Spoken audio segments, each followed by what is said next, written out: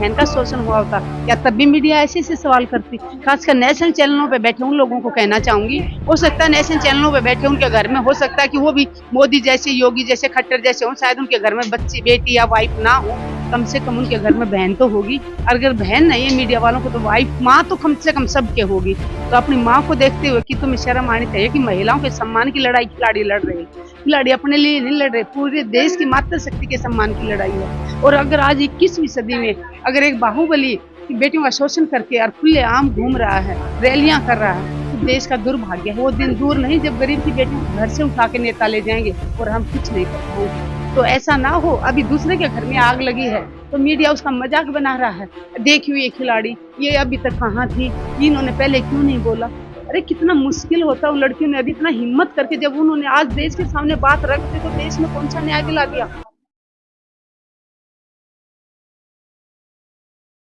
जो बेटियों का साथ दे रहे थे उनको ट्रोल किया गया, उनको आंदोलनजीवी बोला गया, गालियां दी गई। मैं कहूंगी कि कितना भी ये हमारा अपमान करें, कितनी भी गालियां दे लें, कितना भी ट्रोल कर लें, बेटियों को न्याय नहीं मिलेगा तब तक हम पीछे नहीं हटेंगे। और बेटियों को न्याय दिलाने के लिए अगर हमारी जान भी जाती है तो भी हमें परवाह नहीं।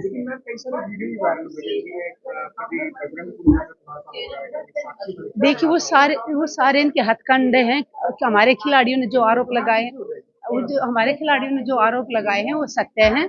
वो अन्याय के खिलाफ आवाज उठा रहे हैं और पूरा देश उनके साथ है। आरोपी इतना बाहुबली है, वो अपने मीडिया उसके कंट्रोल में है, तो वो मीडिया में जानबूझ के ऐसी सी बातें फैला रहा है। तो मीडिया को मैं यही कहना चाहूंगी कि आप कम से कम इतना तो ध्यान रखें। अगर आपकी बहन के साथ ये बलात्कार हुआ होता, आपकी बहन का शोषण हुआ होता, क्या तब भी मीडिया ऐसे ऐसे सवाल करती? खासकर नेशनल चैनलों पे बैठे उन लोगों को कहना चाहूंगी, हो सकता है नेशनल चैनलों पे बैठे उनके घर में हो सकता है कि वो भी मोदी जैसे, योगी जैसे, खट्टर जैसे हों, शायद उनके घर में बच्ची, बेटी या वाइफ ना हो, कम से कम उनके घर में बहन तो होगी। अगर बहन नहीं है मीडिया वालों को तो वाइफ, माँ तो कम से कम सबके होगी। तो अपनी माँ को देखते हुए कि तुम्हें शर्म आनी चाहिए कि महिलाओं के सम्मान की लड़ाई खिलाड़ी लड़ रहे हैं। खिलाड़ी अपने लिए नहीं लड़ रहे, पूरे देश की मातृशक्ति के सम्मान की लड़ाई है। और अगर आज 21वीं सदी में अगर एक बाहुबली की बेटियों का शोषण करके और खुलेआम घूम रहा है, रैलियां कर रहा है, तो देश का दुर्भाग्य है। वो दिन दूर नहीं जब गरीब की बेटियों को घर से उठा के नेता ले जाएंगे और हम कुछ नहीं कर पाएंगे। तो ऐसा ना हो, अभी दूसरे के घर में आग लगी है तो मीडिया उसका मजाक बना रहा है। देखिए ये खिलाड़ी, ये अभी तक कहाँ थी, इन्होंने पहले क्यों नहीं बोला? अरे कितना मुश्किल होता उन लड़कियों ने अभी इतना हिम्मत करके जब उन्होंने आज देश के सामने बात रख दी तो देश में कौन सा न्याय दिला दिया? देश का कानून तो उनका साथ ही नहीं दे रहा, कानून की धज्जियां उड़ाई जा रही हैं। ये देश का लोकतंत्र है जहां कानून, एफआईआर दर्ज कराने के लिए कोर्ट का सहारा लेना पड़ा और कोर्ट ने एफआईआर दर्ज करा दी, तब भी उसके बाद भी गिरफ्तार नहीं कर रहे हैं। दिल्ली पुलिस कमिश्नर को शर्म आनी चाहिए। किस लिए यूनिफॉर्म पहनी है उन्होंने? यूनिफॉर्म पहनते हुए ये कसम खाते हैं ना कि हम निष्पक्ष जांच करेंगे। अगर कोई दूसरी पार्टी का होता है, किसी दूसरा कोई गरीब आदमी होता तो क्या तब भी ये इतने दिन उसको बचाते? जी, अगर ये जितना बचा रही है ना सरकार, तो कहीं ना कहीं लोगों के मन में एक शक पैदा हो रहा है कि सरकार अकेले बृजभूषण को नहीं बचा रही। बृजभूषण के अंदर बहुत सारे राज छिपे हैं।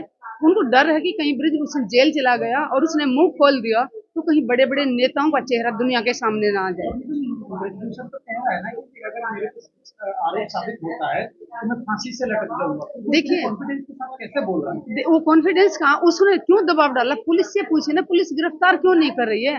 पुलिस के ऊपर किसका दबाव है? सरकार दबाव दे रही है, बृजभूषण से डर रही है पुलिस? अगर पोक्सो के तहत एफआईआर दर्ज हुई है तो तुरंत गिरफ्तारी बनती है। और उसी के लिए दबाव डाल रहे थे कि जल्द से जल्द उसको गिरफ्तार करो, क्योंकि हमें पता, क्योंकि 2012 में भी इसके ऊपर मुकदमा दर्ज कराया गया था, 2014 में भी, तब भी इसने अपनी ताकत के नशे में, ताकत का पावर का गलत इस्तेमाल करते हुए तब भी ये बच गया और अभी भी ये बचने की पूरी कोशिश कर रहा है। पूरा देश जानता है कि ये आरोपी है, इसने गुनाह किए हैं। और जो पहलवान बेटियां बैठी हैं वो सच की लड़ाई लड़ रही है। भाजपा के तमाम सांसदों के ये क्या कानून के दायरे में नहीं आते? जैसे नहीं नहीं, टहनी का मामला आप देखिए, सरेआम उन्होंने गाड़ियां चढ़ाई। पहले तो इन्होंने बोल ही दिया कि हमने कोई गाड़ी, और लास्ट में कहीं से छोटा सा वीडियो मिल गया, सबूत मिल गया, उसके बाद भी आज वो खुले घूम रहा है। वो घूम रहा है। बाकी जो लखनपुर खीरी के हमारे 4 किसान भाइयों को आज भी जेल में डाला हुआ है। निर्दोष किसान जेल काट रहे हैं और मंत्री का बेटा आरोपी वो खुला घूम रहा है। देश में कहने को तो प्रधानमंत्री जी कहते हैं कि एक देश एक कानून, लेकिन प्रधानमंत्री जी से पूछना चाहती हूँ कि नेताओं के लिए अलग कानून, किसानों के लिए अलग कानून। तो आप पे भी एक आरोप लगा था तमाम किसानों के, आपने देखा होगा, आपको बहुत फॉलो किया जा रहा था, कहा जा रहा था देखिए सरकार, आंदोलन की भी है। जी जी उसे आप कैसे जी, देखती हैं? उसको मैं ये बताना चाहूंगी कि सरकार सच सुनने की हिम्मत नहीं रखती। सरकार से कोई सवाल करता तो सरकार में हिम्मत नहीं है हमारे सवालों की जवाब देना। हम शुरू से सच बोलते हैं, निडरता के साथ सरकार से सवाल करते हैं, क्योंकि अगर देश का चाहे हमारा कोई एमएलए हो, सांसद हो, हम भारतीय नागरिक होने के लिए हमारा अधिकार है कि हम उनसे सांसदों से सवाल करें। लेकिन जब हम सवाल पूछते तो इनको चुभते हैं। तो मैं ये कहना चाहूंगी, उन्होंने आंदोलन जीवी का टैग दिया, उन्होंने मेरे को सारा दिन ट्विटर पे भी ट्रोल किया, हैशटैग सुदेश गोयत चलाया। मैं उनको बताना चाहती हूँ, जिन लोगों ने, हमारे पूर्वजों ने अंग्रेजों से लड़ाइयां लड़ी थी, देश आजाद कराने में अपना खून बहा था, अपनी कुर्बानियां दी थी, उन क्रांतिकारियों का खून हमारी रगों में है। ये जितना भी जोर लगा ले, ना तो हम टूटेंगे, ना सरकार से डरेंगे, ना बिकेंगे, और अन्याय के खिलाफ आखिरी सांस तक हम आवाज उठाते रहेंगे। और जब तक बेटियों को न्याय नहीं मिल जाता, अगर हमें अपनी जान भी देनी पड़ी, कदम पीछे नहीं हटाएंगे। ये सरकार कान खोल के सुन ले, जितने भी बाहुबली हो तुम, कितने भी बड़े डॉन हो, तुम सच को नहीं छिपा सकते। सच से कितने दिन भागेंगे? मीनाक्षी लेखी से पत्रकार ने बात की, मीनाक्षी लेखी भाग रही, मिल्खा सिंह से भी तेज दौड़ रही है। पीटी उषा यहाँ जंतर मंतर पे आई, मैंने उनसे 3 सवाल किए, उनको मेरे सवाल से इतनी चुभन हुई कि वो गुस्से में होकर भाग गई, मेरे सवाल का जवाब नहीं दिया। और गोदी मीडिया वो उल्टा हमें बदनाम करने की कोशिश करे कि पीटी उषा मैम का अपमान किया गया था, पीटी उषा मैम को धक्के मारे इस महिला ने।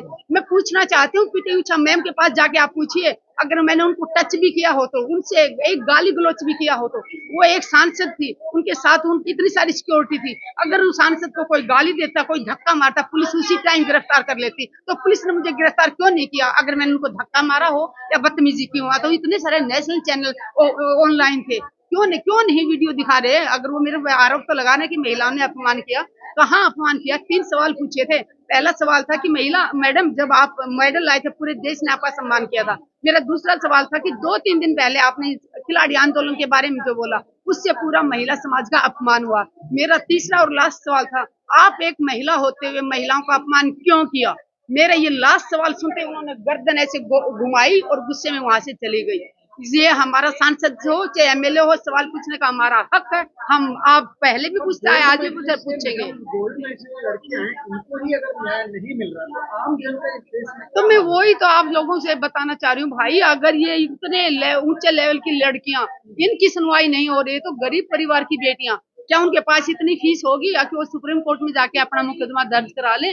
मतलब देश में हमारे ये हो गया कि थाने में जाने की बजाय आपको सुप्रीम कोर्ट की वकील की फीस तैयार करनी पड़ेगी, तब जाके आपका मुकदमा दर्ज होगा। और सुप्रीम कोर्ट मुकदमा दर्ज करा भी देगा, उसके बाद पुलिस गिरफ्तार करे या ना करे, वो पुलिस की मर्जी होगी।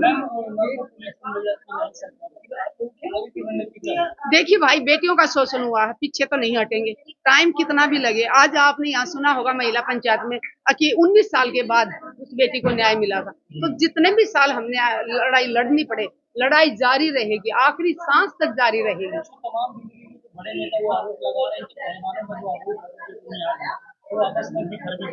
कोई नहीं बिखरा है, किसानों का भी तो कहा होगा ना। आप 4-5 दिन पहले देखा होगा पीपली में, कुरुक्षेत्र में किसानों के ऊपर लाठियां बरसाई थी और चड्ढों ने उनके हमारे किसान नेताओं को ग्रुप में डाल दिया था जेल में।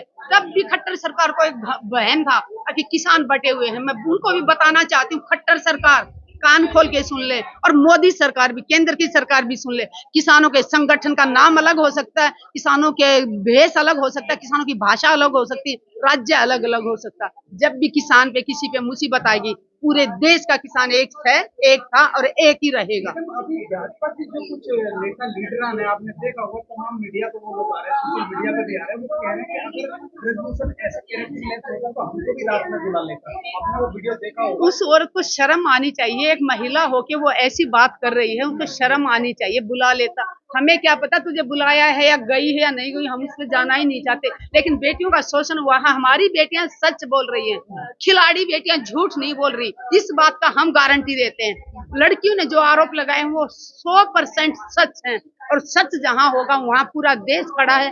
जिसका जमीर जिंदा है वो आज खिलाड़ियों के साथ खड़ा है, आगे भी खड़ा रहेगा। जिस दिन लाठियां बरसा रही थी 28 तारीख को, तब भी हम बेटियों के साथ खड़े थे, और आगे अगर गोलियां भी चलेंगी तब भी हम बेटियों के साथ खड़े मिलेंगे, बल्कि बेटियों से पहले गोली खाने को तैयार हैं। बेटियों को झूठा साबित करने की कोशिश जो करी थी इसने, अपने आरोपों को छुपाने के लिए बेटियों को कभी झूठा बोला गया, कभी बोला ये एक ही जाति की बेटियां हैं, कभी बोला ये जीजा साली हैं, कभी बोलता है एक ही अखाड़े के हैं। जितने हथकंडे इसने अपनाने हैं अपना ले। जिसने जो गुनाह किया है उसकी सजा इसको जरूर मिलेगी, आज नहीं तो कल जरूर। महापंचायत हुई है, महिला महापंचायत, इसको लेकर क्या उद्देश्य है आपका आज और क्या संदेश देना चाहिए? देखिए, महिला पंचायत ने फैसला लिया है कि जल्द से जल्द आरोपी की गिरफ्तारी होनी चाहिए। ये महिलाएं पूरे देश से आई थी, कोने कोने के अलग अलग देश से आई थी, सभी महिलाओं के संगठन की जो अध्यक्ष थी वो सब यहाँ पे पहुंची हुई थी। और मातृशक्ति जब जागती है, जब मातृशक्ति अपनी पे आती है तो वो यमराज से लड़ जाती है। तो सरकारों को ध्यान देना होगा। ये वो मातृशक्ति नहीं जिनको तुमने शादी करके छोड़ दिया और वो चुप बैठ गई। ये मातृशक्ति गुलाम नहीं है किसी की, ये मातृशक्ति किसी से डरने वाली नहीं है। ना ये तुम्हारी गोलियों से डरेंगी, ना तुम्हारी जेलों से डरेंगी। 28 तारीख को कैसे घसीट घसीट के बसों में डाला गया, कभी उस थाने में ले गए, कभी उस थाने में। ये क्रांतिकारियों की औलाद है जो अंग्रेजों से लड़ गई थी। तो ये भारत के लोग क्या बिगाड़ेंगे?